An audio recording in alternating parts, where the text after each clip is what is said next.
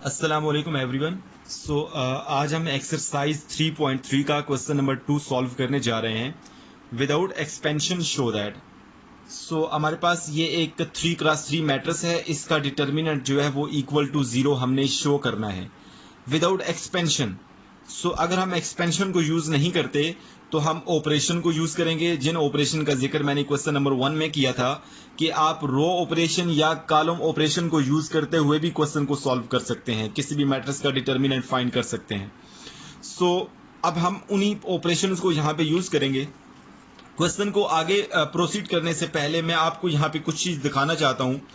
देखिए, हमारे पास properties of determinants हैं। ये आपकी जो एक्सरसाइज 3.3 है उससे पहले जो पेज 105 है वहां पर आपको ये सारी प्रॉपर्टीज मिल जाएंगी। Properties of determinants. डिटर्मिनेंट्स की डिफरेंट प्रॉपर्टीज होती हैं। उन प्रॉपर्टीज को यूज करके हम डायरेक्ट किसी भी मैट्रिक्स का, किसी भी स्क्वायर मैट्रिक्स का डिटर्मिनेंट लिख सकते हैं। पहली प्रॉपर्टी क्या है, इसको मैं जरा रीड करता हूं। If any two rows are columns if any two rows or columns of a square matrix A are identical same then determinant of A is equal to 0।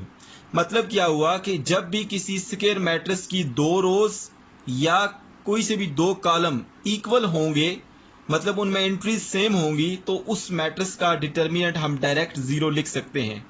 आप बेशक उसको एक्सपेंड कर लें, जब आप एक्सपेंड करेंगे तो उसके बाद आंसर 0 ही आएगा। बेसिकली ये एक बिल्ट इन फंक्शन बन गया है कि जब भी किसी स्क्वायर मैट्रिक्स की दो रोज बराबर होंगी या दो कॉलम बराबर होंगे तो उसका डिटर्मिनेंट हम डायरेक्ट 0 लिख सकते हैं। इसी प्रॉपर्टी नंबर 1 को यूज करते हुए अब मैं क्वेश्चन को सॉल्व करता हूं।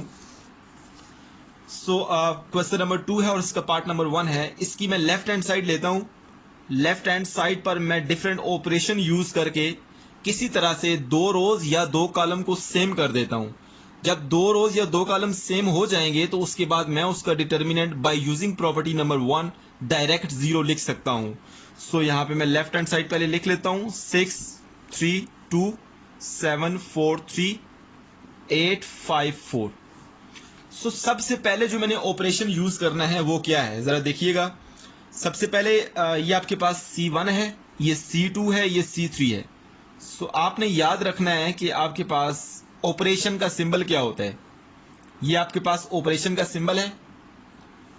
ओके, अब आपने यहां पे क्या करना है, ये आपके पास C3 है। C3 माइनस C2 अगर करूं, C3 माइनस C2, जिस कॉलम या जिस रो में आपने चेंजिंग लानी है उसको आपने यहां पे पहले लिखना है, लेफ्ट साइड पे पहले लिखना है, ठीक है ना।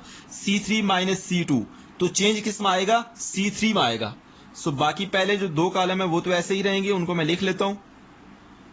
2 3 8 माइनस 7, हमारे पास 1 बचेगा। 5 माइनस 4, आपने सारी वैल्यूज यहां पे फार्मूले में पुट करनी है। देखें C3 माइनस C2 है ना, इसको आप बेशक रफ में लिख लें। C3 माइनस C2 ये ऑपरेशन है, ये C2 है, सॉरी। अब C3 की पहली वैल्यू क्या आपके पास 8 है, यहां पे पुट किया 8, दरमियान में माइनस है। C2 की पहली वैल्यू जो करस्पॉन्डिंग है इसकी वो 7 है। आपके पास आंसर 1 आ गया। इस तरह से C3 की अगली वैल्यू 5 है, माइनस C2 की अगली वैल्यू जो करस्पॉन्डिंग में 4 है, तो ये 1 आ गया। Similarly 4 minus 3, this is 1। सारी वैल्यूज में यहां मैंने पुट कर दिया। अच्छा, अब मैं क्या करता हूं, ये पहला ऑपरेशन था। अब जो अगला स्टेप होगा उसमें मैं क्या करता हूं कि C2 माइनस C1 करता हूं। C2 माइनस C1, अब चेंज किस में आएगा, C2 में आएगा, क्योंकि C2 को मैंने लेफ्ट साइड पे पहले लिखा है। C1 और C3 तो वैसे ही रहेंगे, उसको मैं लिख लेता हूं। अब C2 माइनस C1, C2 की पहली वैल्यू क्या है, 7 है, माइनस C1 की पहली वैल्यू क्या है, 6 है, तो 7 minus 6 answer is 1। Similarly 4 minus 3 answer is 1, 3 minus 2 answer is 1। तो अब जरा आप गौर करें, इस स्क्वायर मैट्रिक्स जिसका ऑर्डर 3x3 है, इसके दो कॉलम जो है वो आइडेंटिकल हैं, दो कॉलम सेम हैं, एक जैसे हैं। तो इसका determinant, by using property of determinant, by using property of determinant, इस मैट्रिक्स का जो डिटर्मिनेंट होगा वो इक्वल टू जीरो होगा, इस स्क्वायर मैट्रिक्स का डिटर्मिनेंट इक्वल टू जीरो होगा, which is equal to right hand side. So इस तरह से हमने प्रूव कर दिया, हैंस प्रूव्ड। अब जरा हम पार्ट नंबर 2 की बात कर लेते हैं। इसमें भी हमारे पास एक स्क्वायर मैट्रिक्स है जिसका ऑर्डर 3 क्रॉस 3 है और इसका जो डिटर्मिनेंट है वो इक्वल टू जीरो है। इसका एक मेथड तो ये है कि आप किसी एक रो या किसी एक कॉलम के जरिए इसको एक्सपेंड करें तो आपके पास आंसर जो है वो जीरो आ जाएगा, जो कि राइट हैंड साइड है। लेकिन हमने यहाँ पे एक्सपेंड नहीं करना, विदाउट एक्सपेंशन हमने शो करना है कि इसका जो आपके पास डिटर्मिनेंट है वो इक्वल टू जीरो है। सो यहाँ पर भी हम उसी प्रॉपर्टी को यूज करेंगे। प्रॉपर्टी क्या है डिटर्मिनेंट की, कि जब भी किसी स्क्वायर मैट्रिक्स की दो रोज या दो कॉलम इक्वल होंगी, सेम होंगी, तो उनका डिटर्मिनेंट हम डायरेक्ट जीरो लिख सकते हैं। उस मैट्रिक्स का डिटर्मिनेंट हम डायरेक्ट जीरो लिख सकते हैं। सो यहां पर हमने लेफ्ट हैंड साइड ली, जरा गौर से देखिएगा। लेफ्ट हैंड साइड में हमारे पास ये जो स्क्वायर मैट्रिक्स है इसको मैं लिखता हूं यहाँ पे 3 1 -3 -1 0 एंड 5। सो यहां पर मैंने ऑपरेशन कौन सा यूज करना है जरा देखिएगा एक दो स्टेप्स के अंदर इसका आंसर आ जाएगा। अगर आप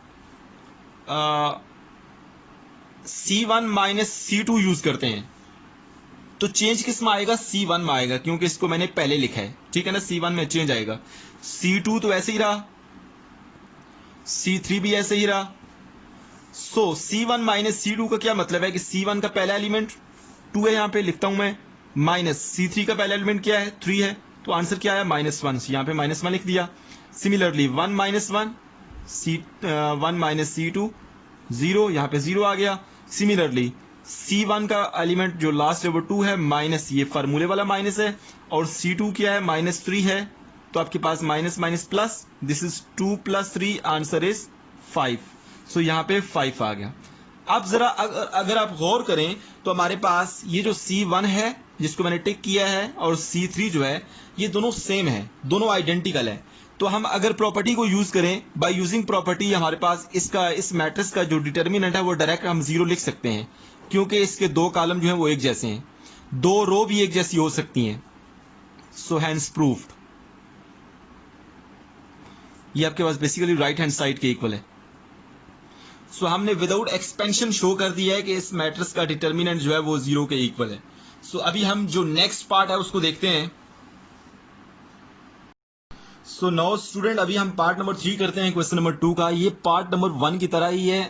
वैसे तो ये आपको ही करना चाहिए, लेकिन क्योंकि हम ऑपरेशन, रो ऑपरेशन और कॉलम ऑपरेशन से हमारी इंट्रोडक्शन नहीं है, तो इस वजह से ये मैं आपको करा देता हूँ। देखें जरा, सबसे पहले मैं यहाँ पे लेफ्ट हैंड साइड लेता हूँ। लेफ्ट हैंड साइड में हमारे पास जो square matrix of order 3 cross 3 है उसको मैं यहाँ पे लिखता हूँ 6 7 8 and 9।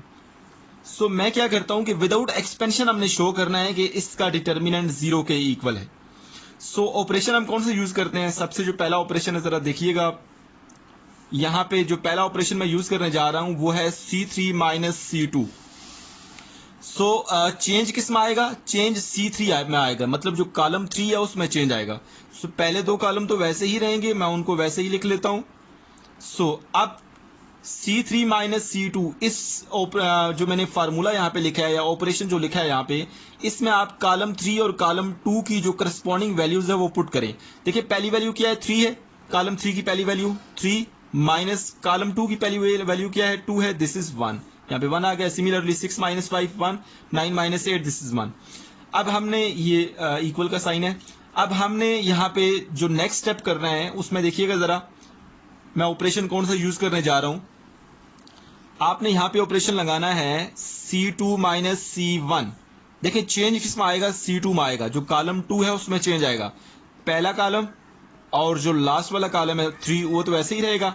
So C2 -C1, 2 - 1, answer is 1, 5 - 4, answer is 1, 8 - 7, answer is 1। सो अगर हम गौर करें तो कॉलम नंबर 2 और कॉलम नंबर 3 जो है वो आइडेंटिकल है, वो सेम है। सो इस मैट्रिक्स का डिटर्मिनेंट हम डायरेक्ट जीरो लिख सकते हैं by using property number 1। So may be आपकी जो किताब है उसमें ये प्रॉपर्टी नंबर 4 हो, नंबरिंग आगे पीछे हो सकती है, लेकिन आपने ये डिटर्मिनेंट्स की जो प्रॉपर्टीज हैं इनको आपने गौर से देखना है। ये पेज नंबर 105 पर है आपकी बुक पे। So this is equal to right hand side.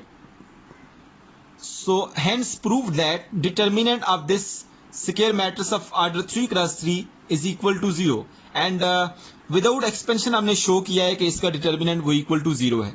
आप इसको एक्सपैंड करेंगे तब भी डिटर्मिनेंट 0 ही आएगा। सो इस तरह से हमने क्वेश्चन नंबर 2 जो है वो हमने कवर किया अपनी इस वीडियो में। सो अभी जो नेक्स्ट वीडियोस होंगी उसमें एक्सरसाइज 3.3 से रिलेटेड जो बाकी क्वेश्चन है वो हम सॉल्व करेंगे। Thank you so much for watching my video.